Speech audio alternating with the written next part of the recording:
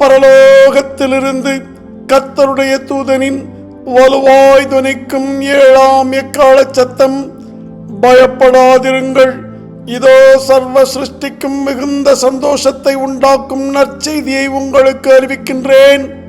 வருத்தப்பட்டு பாரம் சுமக்கின்றவர்களே, நீங்கள் எல்லோரும் எல்லா நாமத்திற்கும் மேலான நாமத்தை உடைய என்றென்றைக்கும் ஸ்தோத்தரிக்கப்பட்ட, காலத்தை தாண்டியும் ஸ்தோத்தரிக்கப்படுகின்ற சர்வ வல்லமையுள்ள மகிமையின் கர்த்தராகிய கிறிஸ்துவினிடத்தில் வாருங்கள். சர்வத்தையும் வார்த்தையினால் ஜனிப்பித்த மகிமையின் பிதாவாகிய கிறிஸ்துவுக்குள் எபிரேயர் 11:1 வேத வாக்கியத்தின்படியான விசுவாசத்தால் கீழ்ப்படியுங்கள். கடைசி வரை அதில் நிலைத்திருங்கள். அப்பொழுது அவர் உங்களுக்கு இப்பொழுதே இளைப்பாறுதலை தந்தருள்வார். ஆண்டவரும் சர்வவல்லமையுள்ள நம்முடைய பிதாவாகிய கிறிஸ்து இயேசுவின் கிருபையினால் நம்முடைய கர்த்தராகிய கிறிஸ்து இயேசுவின் மகிமையை நீங்கள் அடையும் பொருட்டாக எங்கள் சுவிசேஷத்தினாலே அந்த ரட்சிப்புக்குள் மகிமையாகிய கிருபையினால் அடையும்படியாக அழைக்கப்பட்ட உங்களை முதலாவதாக கிறிஸ்துவுக்குள் விசுவாசத்திற்கு கீழ்ப்படிய பண்ணும்படிக்கும் நீங்கள் கர்த்தராகிய கிறிஸ்துவின் அப்போஸ்தல நித்திய சுவிசேஷமாகிய மகிமையின் பிதாவாகிய கிறிஸ்துவின் சித்தத்தை கேட்டு உணரும்படியாகவும் உன்னதத்திலிருந்து அடிமை அனுப்பப்பட்டதால் உங்களில் உள்ள மூப்பருக்கு உடன் மூப்பனும் கர்த்தராகிய கிறிஸ்துவின் பாடுகளுக்கு சாட்சியும் இனி கர்த்தராகிய கிறிஸ்துவினால் வெளிப்படும் மகிமைக்கு பங்காளியும் சர்வமான மகிமையின் கிறிஸ்துவனிடத்தில் கிருபையையும் அப்போஸ்தல ஊழியத்தையும் அவருடைய சித்தத்தின்படியே அவரிடத்தில் பெற்றுக்கொண்டதால் உங்கள் மத்தியில் உயிரோடு இருக்கின்ற அப்போஸ்தலனாகிய சீலோவாம் பவுல் சர்வ வல்லமையுள்ள கர்த்தராகிய கிறிஸ்துவுக்கு உங்கள் விசுவாசத்தால் நீங்கள் கீழ்ப்படிவதால் அவருடைய மகிமையோடு கூட ஒப்புரவாகும்படி மகிமையின் பிதாவாம் கர்த்தராகிய கிறிஸ்து இயேசுவின் மகிமையின் நாமத்தினாலே உங்களுக்கு மீண்டும் மீண்டும் புத்தி சொல்லுகின்றேன். யார் அந்த மகிமையின் பிதா? பகுதி 4. கர்த்தராகிய கிறிஸ்துவுக்குள் அழைக்கப்பட்டவரே, மகிமையின் பிதாவை குறித்த தேவ ரகசியங்களை சர்வ வல்லவரே வெளிப்படுத்தி அவருடைய அடிமையாகிய எனக்கு போதித்ததால் கர்த்தரிடத்தில் பெற்றுக்கொண்ட அநேக மறைவான மன்னாவை உங்களோடும் கூட தொடர்ந்து பகிர்ந்து வருகின்றேன். பரிசுத்த வேதாகமத்தில் இவைகள் உவமைகளினால் உண்டான உபதேசமாயிருக்கிறது. சர்வமுமானவரை குறித்து நாங்கள் அறிவிக்கின்றவைகளை நீங்கள் கர்த்தரிடத்தில், அதாவது வார்த்தையானவரிடத்தில் தனித்திருந்து கற்று தேரும் பொழுது இன்னும் அதிகமாக தம்முடைய மகிமையையும் அவருடைய ராஜ்யத்தையும் குறித்த சுவிசேஷத்தை நீங்களும் உணரும்படி செய்வார். நன்றாக கவனியுங்கள். இன்று இதை கேட்டுக்கொண்டிருக்கின்றவர்களும் ஓமையின் உபதேசமாகிய மறைவான மன்னாவை, ஆம், வானத்திலிருந்து இறங்கி வந்த மெய்யான அப்பத்தை உணர்ந்து கொள்வதனால் புசித்து அதை நம்முடைய ஆவியாத்மா சரீரத்தில் நிறைவேற்றுவதனால் பானம் பண்ணுங்கள். கர்த்தராகிய கிறிஸ்துவுக்குள் அழைக்கப்பட்டவர்களே, அப்போஸ்தல நித்திய சுவிசேஷத்தை கேட்கிறதற்கு காதுள்ளவன் கேட்க கடவன். மத்தேயு 6ஆம் அதிகாரம் 9 முதல் 13 வசனங்களிலே தம்முடைய வார்த்தையினால் சர்வத்தையும் ஜனிப்பித்த மகிமையின் பிதா உன்னதத்திலிருந்து பரிசுத்த ஆவியை பொழிந்தருளும் முன்பாகவே தன்னை நோக்கி எப்படி ஜெபிக்க வேண்டுமென்று சகலருக்கும் கற்பித்த பொழுது மகிமையின் பிதாவும் கிருபையின் காணக்கூடிய ரூபமான இரட்சகராயிருக்கின்ற மகிமையின் கர்த்தாவே, ராஜ்யமும் வல்லமையும் மகிமையும் என்றென்றைக்கும் உம்முடையவைகளே, ஆமேன் என்று சரணடைய அறிவிக்கின்றார். இன்னும் மிக எளிதாக சொல்லுவதென்றால், பரலோக ராஜ்யமும் சர்வ வல்லமையும் மகிமையும் என்றென்றைக்கும் உம்முடையவைகளே என்று விசுவாசத்தால் மகிமையின் கிறிஸ்துவுக்கு கீழ்ப்படிவதே மகிமையின் பிதாவாகிய சர்வ வல்லமுள்ள கர்த்தராகிய கிறிஸ்துவினால் அங்கீகரிக்கப்படுகின்ற ஜெபம் என்பதை முன்னறிவித்து நினைவூட்டுகின்றார் உங்களுக்கு. ஆமேன். உணர்ந்து கொண்டீர்களா? மத்தேயு 9:28 மாம்சத்தில் குருடனா இருந்தவர்கள் அவருடைய வல்லமையை அவரிடத்தில் யாசித்தார்கள். சர்வ வல்லமையுள்ள கிறிஸ்து அவர்களை நோக்கி, உங்கள் மாம்ச கண்களையும் ஆவிக்குரிய கண்களையும் திறக்க எனக்கு வல்லமை உண்டென்று விசுவாசிக்கின்றீர்களா என்று கேட்டார். அதற்கு அவர்கள், ஆம் ஆண்டவரே என்றார்கள். அவர்கள் விசுவாசம் அவர்கள் மேல் அப்பொழுதே நிறைவேறிற்று. கவனி, மத்தேயு 6:13 பிதாவாகிய மகிமையானவருக்கே வல்லமை உண்டு என்று ஜெபத்தின் மூலம் கற்றுக் கொடுத்தவர் அந்த பிதா யார் என்று நீங்கள் உணர்ந்து கொள்ளும்படி மார்க்கு 5:30, லூக்கா 6:19, லூக்கா 8:46 வசனங்கள் மூலமாக தம்மிடத்திலிருந்தே அந்த வல்லமை புறப்படுகின்றது என்பதை வெளிப்படுத்தி பரலோக ராஜ்யமும் சர்வ வல்லமையும் மகிமையும் பிதாவாகிய தம்முடையவைகளே என்று கர்த்தராகிய கிறிஸ்து மீண்டும் உங்களுக்கு உவமைகளால் உணர்த்தி கொண்டே இருக்கின்றார்.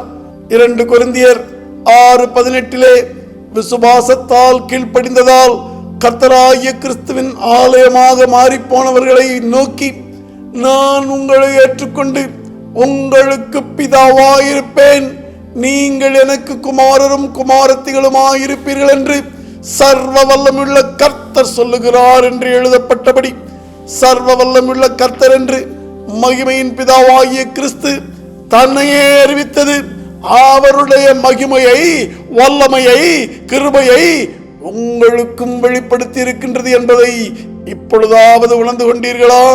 2 பேதுரு 1:3 கிருபையின் ரூபமான தம்முடைய மகிமையினாலும் காருண்யத்தினாலும் நம்மை அழைத்தவரை இன்னார் என்று அறிகிற அறிவினாலே நித்திய ஜீவனுக்கும் தேவ பக்திக்கும் வேண்டிய யாவற்றையும் கர்த்தராகிய கிறிஸ்துவின் திவ்ய வல்லமையானது நமக்கு தந்தருளினது.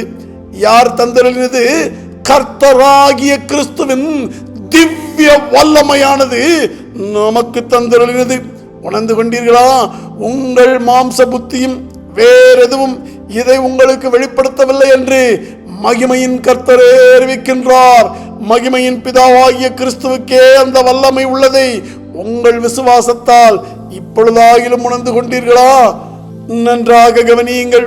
வெளிப்படுத்தின விசேஷம் 4ஆம் அதிகாரம் 1 முதல் 10 வசனங்கள், வெளிப்படுத்தின விசேஷம் 19ஆம் அதிகாரம் 1ஆம் வசனங்களில் 12 சபை நிலைகளிலும் கிறிஸ்துவின் கிருபையினால் தேறினவர்கள் காணும்படியாக பரலோகத்தின் கதவு திறக்கப்படும் பொழுது மாத்திரம் காணப்பட்ட, வெளிப்படுத்தப்பட்ட, உணர்த்தப்பட்ட அந்த ஒரு சிங்காசனத்தில் அமர்ந்திருந்த ஒருவராகிய கர்த்தராகிய கிறிஸ்துவை சூழ்ந்து சேராபீன்கள், இருந்தவரும் இருக்கிறவரும் வருகிறவருமாகிய சர்வ வல்லமுள்ள தேவனாகிய கர்த்தர் பரிசுத்தர், பரிசுத்தர், பரிசுத்தர் என்று இரவும் பகலும் ஓய்வில்லாமல் சொல்லிக் கொண்டிருந்தன.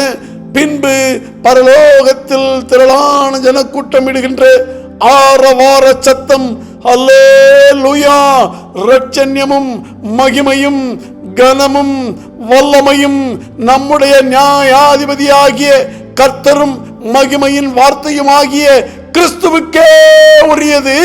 அவருடைய நியாய தீர்ப்புகள் சத்தியமும் நீதியுமானவைகள் என்று என்றும் உங்களுக்கு கேட்கும்படி அறிவிக்கின்றது. உங்களால் சேராபீனின் இந்த சத்தத்தை இப்பொழுதாவது கேட்டு உணர முடிகின்றதா?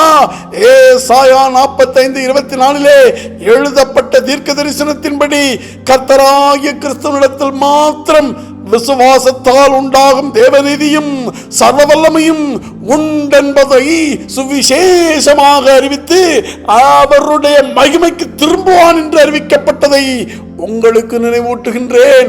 2 பேதுரு 1:16 எழுதியபடி அப்போஸ்தலராகிய நாங்கள் தந்திரமான கட்டுக்கதைகளை பின்பற்றினவர்களாக அல்ல, கர்த்தராகிய கிறிஸ்துவின் மகத்துவத்தை கண்ணார கண்டவர்களாகவே நம்முடைய கர்த்தராகிய இயேசு கிறிஸ்துவின் வல்லமையையும் வருகையையும் உங்களுக்கு அறிவித்துக் கொண்டே இருக்கின்றோம். கேட்கிறதற்கு காதுள்ளவன் கேட்க கடவன். ஆமேன். மகிமையின் கிறிஸ்துவுக்குள் என் சகோதரரே, கர்த்தருடைய அப்போஸ்தலனாகிய நான் உங்களுக்கு பிரசங்கித்த சுவிசேஷத்தை மீண்டும் மீண்டும் உங்களுக்கு தெரியப்படுத்துகின்றேன். மகிமையின் கிறிஸ்துவுக்குள் அநேகர் அதை ஏற்றுக்கொண்டு கர்த்தராகிய கிறிஸ்துவில் நிலைத்திருக்கிறீர்கள். உங்களுக்கு அப்போஸ்தலனும் கர்த்தருடைய பார்வையில் கர்த்தருடைய நேசகுமாரனுமாகிய நான் உங்களுக்கு பிரசங்கித்த பிரகாரமாய் நீங்கள் அதை கைக்கொண்டிருந்தால் அதனாலே நீங்கள் ரட்சிக்கப்படுவீர்கள். மற்றபடி உங்கள் விசுவாசம் விருதாவாயிருக்குமே என்று மீண்டும் உங்களை எச்சரிக்கின்றேன். நீ உயிரோடு பூமியில் வாழும் இந்த கிருபையின் நாட்களில் சர்வ வல்லமுள்ள கர்த்தராகிய கிறிஸ்துவின் அப்பம் பிக்குதலில் பங்கு கொள்ள அதிகாலையில் சர்வ வல்லமுள்ள கர்த்தராகிய கிறிஸ்துவோடு கூட சபை கூடி அவருடைய நேரடியான உபதேசத்திற்கு செவி கொடுத்து அதை உணர்ந்து கொள்வதனால் புசித்து உணர்த்தப்பட்டதை உங்கள் ஆவியாத்மா சரீரத்தில் நிறைவேற்றுவதனால் பானம் பண்ணி உங்கள் விசுவாசத்தால் கர்த்தராகிய கிறிஸ்துவுக்கு கீழ்ப்படியுங்கள். கடைசி வரை இதில் நிலைத்திருங்கள். கர்த்தரை அறிகிற அறிவில் வளருங்கள். அழைக்கப்பட்டவர்களையும் அப்படியே கர்த்தராகிய கிறிஸ்துவுக்குள் வளரச் செய்யுங்கள். பரிசுத்த தீர்க்கதரிசிகளால் முன் சொல்லப்பட்ட வார்த்தைகளையும் இரட்சகராயிருக்கிற கர்த்தருடைய அப்போஸ்தலராகிய எங்களுடைய கட்டளைகளையும் நீங்கள் நினைவு கூறும்படி இந்த நிருபங்களினால் உங்கள் உண்மையான மனதை நினைப்பூட்டி எழுப்புகின்றேன். ஆமேன். எங்கள் அப்போஸ்தல நித்திய சுவிசேஷமாகிய இந்த 7ஆம் எக்கால சத்தம் உங்கள் இருதயத்தில் துணிப்பதாக. அழைக்கப்பட்டவர்களே, கர்த்தராகிய கிறிஸ்து இயேசுவுக்குள் அப்போஸ்தல நித்திய சுவிசேஷத்தின்படி யோவான் 7:38 வழிநடத்துதலினால் எபிரேயர் 11:1 கட்டளையில் வெளிப்படுத்தினபடி யோவான் 14:7-11 கர்த்தராகிய கிறிஸ்து தன்னையே மகிமையின் பிதாவென்று உங்களை வேதம் முழுக்க நம்பச் சொன்னவைகளில் நீங்கள் உறுதியாயிருந்து ரோமர் 1:20 உங்கள் மாம்சத்தின் கண்களில் மகிமையின் கிறிஸ்துவினிடத்தில் காணாததும் காணக்கூடாததுமாகிய நித்திய வல்லமையும் மகிமையும் கர்த்தராகிய கிறிஸ்துவினிடத்தில் மாத்திரம் உள்ளது என்பதில் ஏசாயா 45:24 பரிசுத்த ஆவியானவர் முன்னறிவித்து வெளிப்படுத்தினபடி உங்கள் முழு இருதயத்திலும் நிச்சயம் உள்ளவர்களாகி இப்படி வேத வாக்கியங்களின்படி மகிமையின் கிறிஸ்துவின் மேல் வைக்கும் விசுவாசத்தில் மகிமையில் உள்ள தூதர்களும் ஆதி அப்போஸ்தலர்களும் இப்பொழுது நாங்களும் எங்கள் வீட்டாரும் நிலைத்திருப்பதைப் போல நீங்களும் உங்கள் வீட்டாரும் எங்களோடு கூட மகிமையின் கர்த்தராகிய கிறிஸ்துவுக்குள் இப்படி ஒரே சிந்தையாயிருந்து விசுவாசத்தால் கீழ்ப்படிந்திருக்க அழைக்கப்பட்ட உங்களுக்கு மகிமையின் கர்த்தராகிய கிறிஸ்துவின் நாமத்தினாலே கர்த்தருக்கு முன்பாக அவருக்கென்று ஒளி வீசும் சபையாயிருந்து மீண்டும் கர்த்தரின் மகிமையின் முகத்தின் பேரொளியை உங்கள் மேல் அப்போஸ்தல நித்திய சுவிசேஷ வெளிச்சமாக பிரதிபலிக்கின்றேன். எல்லா நாமத்திற்கும் மேலான நாமத்தை உடைய சர்வ வல்லமுள்ள பிதாவாகிய தேவனும் இரட்சகரும் என்றென்றைக்கும் ஸ்தோத்தரிக்கப்பட்ட மகிமையின் கர்த்தருமாகிய கிறிஸ்து இயேசுவினுடைய கிருபையும் அவருடைய மனதுருக்கமும் அவருடைய தயவும் அவருடைய அன்பும் அவருடைய பரிசுத்த ஆவியின் ஐக்கியமும் சர்வ வல்லமுள்ள கர்த்தராகிய இயேசுவை சர்வ வல்லமுள்ள கர்த்தராகிய கிறிஸ்து என்று விசுவாசிப்பதால் கீழ்ப்படிந்து அதை அறிக்கையிடுவதால் ரட்சிப்படுகின்ற உங்கள் அனைவரோடும் கூட இம்மையிலும் காலத்தை தாண்டி மகிமையிலும் நித்திய நித்தியமாக நிலைத்திருப்பதாக. ஆமேன். நீங்கள் கேட்ட இந்த செய்தியை மகிமையின் கிறிஸ்துவுக்குள் பரிசுத்தவான்களாகும்படி அழைக்கப்பட்ட தேவனுடைய சபையான சகோதர சகோதரிகள் யாவரும் கேட்க செய்ய வேண்டும் என்று கர்த்தரின் பேரில் ஆணையிட்டு உங்களுக்கு சொல்லுகின்றேன். ஆமேன்.